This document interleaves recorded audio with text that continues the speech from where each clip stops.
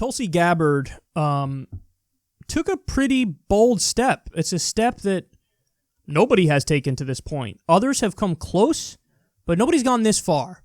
So Forbes says the following: Tulsi Gabbard endorses legalizing drugs. Representative Tulsi Gabbard is calling for the U.S. to legalize currently illicit drugs. Quote, "If we take that step to legalize and regulate, then we're no longer treating people who are struggling with substance addiction and abuse as criminals and instead getting them the help that they need," the 2020 presidential candidate said at a campaign stop in Merrimack, New Hampshire on Friday. So I believe it was a friend of the show, Michael Tracy, who reported this. And this is really noteworthy because, so I've given tremendous credit to Andrew Yang, who came out for decriminalizing all drugs, which is the Portugal model, which has shown amazing success. And he was the only candidate to go that far. And so I said, wow, good on Andrew Yang. And it was such a good position that even Bernie hadn't taken that position. It was an area where Yang outflanked Bernie. Because Bernie, he was asked by Crystal Ball of Rising, what about decriminalizing beyond marijuana? And he said, and I quote, "I'm not there yet." Which I then called out because, you know, when you say I'm not there yet, what that implies is I know I'm wrong, but I'm not at that place yet. So it was Bernie being a politician, and he rarely acts like a politician. So that was upsetting. And by the way, hilarious that there are some people out there who are dumb enough to think, you know, I'm somehow a Bernie shill, even though I've criticized him many times when I think he's wrong. BDS, decriminalizing drugs, so on and so forth. There's like 5, 6, maybe 7 different positions where I've criticized him and I disagree with him. But I digress from that. That's not the point of this segment. But Tulsi has now outflanked Yang on this because legalization and decriminalization are different. Decriminalization just means we're not going to lock you up. And I'm pretty sure, correct me if I'm wrong, guys, but I'm pretty sure Andrew Yang was referring to just the users. So in other words, I think selling of the drugs would still be criminal, but he's decriminalizing possession of the drugs. And the idea is let's get people help instead of locking them in a cage, which is a good position. But when Tulsi says let's legalize and regulate, that goes beyond just decriminalization. Because decriminalization is kind of like, it's like a gray area. We're not explicitly allowing, you know, this to happen, but we're not going to punish you if it does. That's the decriminalization position. It's like a middle ground type thing. To say let's legalize and regulate, that means it's not just decriminalized, it is legal. So technically, if you legalize and regulate, there would be rules to like, okay, if you want to go to the store and get a certain drug, you can. I mean, listen, people don't know this, but there was a time in the U.S. you go to the store, you get morphine. Hey, you hear that and you're like, whoa, what? I swear to you, the first drug laws were in the 1900s at some point. And if you read the history of how those drug laws came about, it is fascinating stuff because a lot of it was tied to flat out racism. Like flat out, you know, the Chinese immigrants had opium dens. And you had white people who were like, no, we can't let them have these opium dens because what if my daughter goes in there and does the drugs with them? And who knows what's going to happen if that happens? So a lot, like the history of it, marijuana was tied to anti-Mexican fear-mongering. In fact, for marijuana, even the term marijuana stems from the original fear-mongering about that substance. And you all know the endless propaganda that's been out there in regards to marijuana, Reefer Madness, that propaganda film, among other things. But the history of the drug laws, it's not like, see, people, I think, assume that drug laws came about because a bunch of scientists sat around in a room with a bunch of government officials, and they were like, okay, well, this substance and this substance and this substance are really bad for you, so it benefits public health to take them off the streets. Let's do that. It ain't got nothing to do with that, dog. That's not how they made these decisions. In fact, some of the legal substances are way more dangerous than the illegal substances. Alcohol is perfectly legal across the country. That's way more dangerous than marijuana. And marijuana in many states is still illegal. And it's illegal at the federal level, which is most important. And then, of course, you had the war on drugs, which started under the Nixon administration, where they famously said, you know, we're doing this because the people who do the drugs are not in the Nixon coalition, so they want to punish their opponents. I'm not saying this. Nixon's closest advisors said this, that hippie white people and black people were going to criminalize their way of life. So they went after the drugs. So the whole history of the drug war, the whole history of the first drug laws, it's deeply tied into bigotry and politics, and it really has nothing at all to do with, oh, this is we're a bunch of scientists and we're making a decision that's best for people based on public health. I mean, think about it. You're going to lock somebody up in a cage for tweaking their substance, their consciousness with a substance? That's what you're going to do. You're going to lock somebody in a cage. I mean, that's insane. But that's what we do. So decriminalizing is a good step. Legalizing marijuana, but decriminalizing the rest of the drugs is a good step. She's calling for legalizing and regulating, which is an even better step, which is like, hey, let's introduce more freedom into this equation. Now, I'm sure if you talk to Tulsi, she'll say, listen, a lot hinges on that regulation word. So in other words, is Tulsi going to let you go to the store and buy crystal meth? No.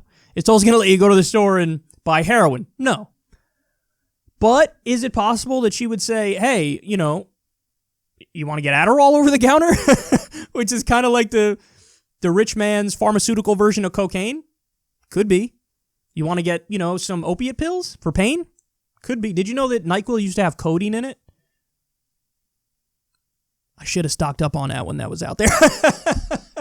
I didn't know when I was younger it had codeine in it. I would have had a medicine cabinet full of NyQuil. Just take a couple shots in the morning, you're all set, baby. Anyway, where was I?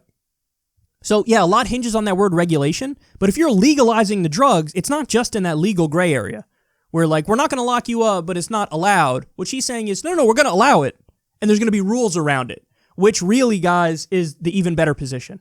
Now, there's no disrespect to Andrew Yang, but Tulsi did outflank Yang now.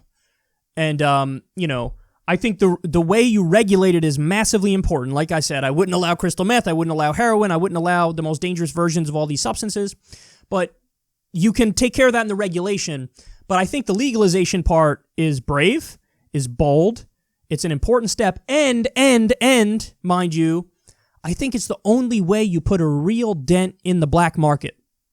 Because even going just the decriminalization route, I don't think that impacts the black market as much as Tulsi's idea of legalizing and regulating does. Because if you legalize, tax, and regulate, then you're going to put a lot of these criminal cartels, these mafia gangs, out of business because they can't compete with, legit businesses that have quality control and have regulation. You're not going to go to some sketchy back alley to buy, drugs if you can go to the drugstore. If you can go to Walgreens or CVS or whatever, a weed store or whatever, fill in the blank.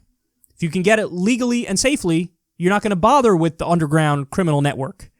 So my position has always been legalize, tax, and regulate and have intelligent regulations. And at least Tulsi, based off what she said the other night, she's for legalizing and regulating, which I think is the correct position. And it's a position, nobody said this yet. Bernie won't even do the decriminalization yet. Bernie wants to legalize marijuana, but he hasn't said decriminalize drugs beyond marijuana. In fact, he's against it. Andrew Yang has said legalize marijuana, decriminalize drugs beyond marijuana. Tulsi's just saying legalize and regulate drugs. I think she's right. I think she's 100% right. I think it's a bold stance. And so in my mind, it's taken a while, but in my mind, the hierarchy is set for the race. And I know exactly how I would vote if I was voting in, if we had ranked choice voting and I was voting in the election. Number one, obviously, you guys know is Bernie Sanders. I agree with him so much on policy. There's a few areas where I disagree with him, but I have the fewest disagreements with Bernie than I do with anybody else. He's number one. Number two is Tulsi Gabbard. And now, again, I have disagreements with her, and I've spoken about them on the show, and I have more disagreements with Tulsi than I do with Bernie. But to me, over time, it's become clear she's number two in the hierarchy. So number one, Bernie. Number two, Tulsi. Number three, this is where it got super tough for me. Because it was close between Yang and Warren, but number three, I got to go Yang. Because with Warren's recent stunt when it comes to Bernie, it's clear to me that she's doing none of this based off of principle and based off of actual core beliefs that she's advocating for. Because if she's willing to stab Bernie in the back again, like she did in 2016 when she didn't endorse him, then what that shows is she likely cut a deal behind closed doors with Biden. And Biden might have offered her VP, Biden might have offered her Treasury Secretary if she helps take down Bernie. And so she does this BS accusation that Bernie's a sexist. And it shows me that, okay, so if you're willing to do that, do you have any real commitments when it comes to policy? Do you have any real commitments? Or is everything up in the air? And, you know, with her, I would say everything's up in the air. So I don't know if I could believe a word she says now about anything. Now, Yang, he killed me when he did the whole, I'm going to say I'm for Medicare for all, but I'm not actually going to adopt the policy. Man, that killed me. Man, that pissed me off. God damn it, that pissed me off. So he's a distant third, but the reason I put him over Warren is because I like UBI, and I support universal basic income, and also he brings a couple other issues that are intangibles that are like fringe issues that I like that he's centering them, like the decriminalizing all drugs beyond marijuana. And every now and then, and I think he's actually committed to some of the policies that I really like. But again, he's a distant third because I just don't agree with him anywhere near as much as I agree with Tulsi. Tulsi, you know, I think her single payer plus healthcare plan is like by far and away the second best healthcare plan in the race. Bernie's number one with Medicare for all, of course. But then Tulsi single payer plus it's single payer and then the option of private health insurance, which does allow duplicative care, which is bad. But basically her plan is the Australian healthcare model, and that's just so much better than what we have here. And I think she actually believes it and would fight for it. So that's why she's number two, because Bernie's Medicare for all is number one. She's number two with her healthcare plan is, I think, by far and away better than Warren's, by far and away better than Yang's. So that's my hierarchy. That's how I would vote if it was ranked choice voting. Bernie number one, Tulsi number two, Yang number three, Warren number four. But really, there's no disrespect to Tulsi, but there's a pretty big drop-off after Bernie. And then there's an even bigger drop-off after Tulsi to Yang. But anyway, if it was ranked choice voting, I would do that. And then everybody else is just so massively irrelevant. I wouldn't even bother. I would do those top 3 or 4, and then everybody else is gone. Not interested. Maybe I would do some joke ones like John Delaney, Surfer Bro, Michael Bennett. Wouldn't that be hilarious? Anyway, massive props to Tulsi. And I hope that, because she's going to come under political fire for this, and I hope that she stands her ground and doubles down on it. And what I hope doesn't happen is I really hope she doesn't, under pressure, say, hey, what I meant to say was I agree with the Yang position, which is decriminalization of drugs beyond marijuana. Because then I'd be a little upset. Because it's like she took this, I just gave her credit for taking the even bolder position than Yang's of legalizing and regulating. And if she were to come out and like kind of fall back off that and say, no, I actually meant decriminalization, that would suck.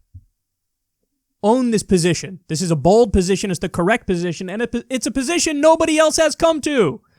So own it, Tulsi, and keep arguing for it, because this is the future. And this is a position that I reckon in 15 years, 20 years will be way more mainstream.